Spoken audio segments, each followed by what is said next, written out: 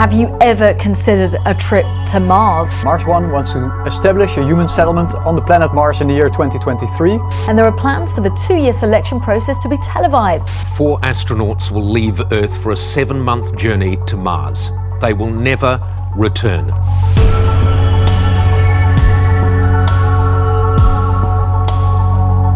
You have to think you are in a rocket. You're leaving Earth and you don't see Earth anymore. And you don't see Mars yet.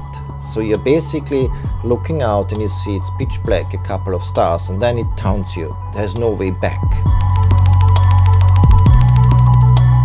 You cannot return because of your bone density, because your muscle's too weak. So if you would fly back to Earth, you would just crumble. You use a 2 to 3G for the landing on Earth. It's impossible, you wouldn't survive.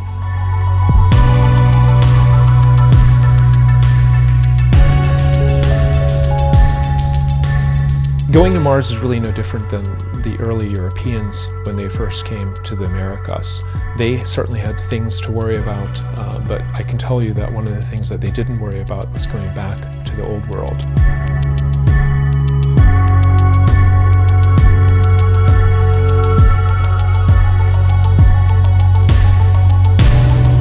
I think people who apply for one-man mission, very excited people. Some of them really want to give a purpose to themselves. Some of them tell they want to do it for the nation, for the country, for the humanity. They see all the other positive aspects.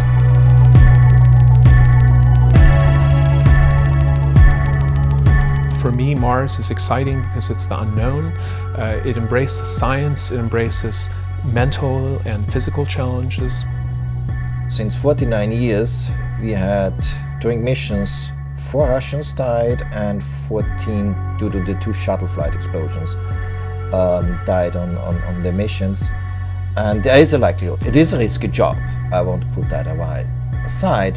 However, we will do everything we can to avoid that. Can we guarantee? No. You pointed out the bone density decrease, the muscle gets weaker as a health risk. It would be a health risk if you come back to Earth. Since you're not, you're actually kind of Superman on Mars because your bone density is much higher and your muscles too, so you're super strong. Am I afraid of what's going to happen to my body? I'm not really afraid of it. It's something I've given some thought to, but at the end of the day, I'm sure that something can be done to counteract some of the effects. I think one of the things that's really exciting about the mission is the fact that not only to be first for me is exciting, but the element of risk is somewhat enjoyable for me. The risk is not any different than anybody who decides to go into the military. If you join the military and you do a tour of duty in Afghanistan, you're making a commitment. You might not make the cut in training, and at the same time, you never know if you're going to come back. We know from Mars 500, what I read, I was not personally there, is that the majority of the candidates got bored and it even might have gone into slight depression, what I was reading about it.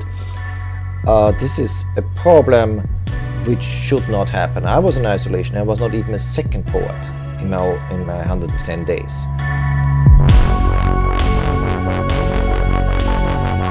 When it comes to am I afraid of being bored on Mars, I go back to my early fraternity comment. I can be excited about tying my shoestrings. Basically, we're going to be in a pressure cooker for 8 months flying to Mars, and then we're going to be in a slightly larger pressure cooker for the rest of our lives. It's kind of a unique experiment, and I don't know if anybody really knows how it's going to play out.